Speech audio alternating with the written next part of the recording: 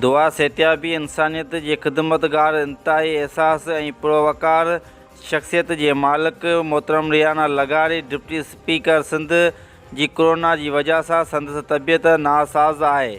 संदसि सेहतियाबी लाइ हाजी मुज़फ़र अली लगारी पारां संदसि हाउस ते दुआ तौसील जो इतमाम कयो वियो।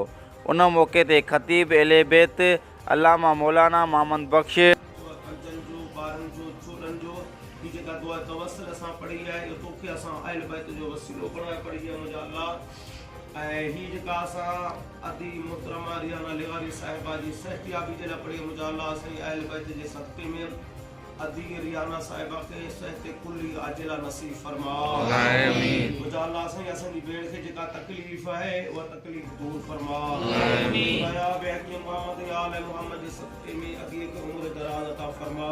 आमीन। अल्लाह असांजी खिदमत खल्क कंदी आहे उनखे वरी बि सेहत ॾे ताकि उहो वरी बि इंसानियत जी खिदमत बेहतर अंदाज सां करे सघे। आमीन। या बेहकी मोहम्मद या आले मोहम्मद जे सदक़े में ॿिया जेके मोमिन मोमिनात बीमार आहिनि मुझा मौला अहल बैत जे सदक़े में उन्हनि खे शिफ़ा कामिला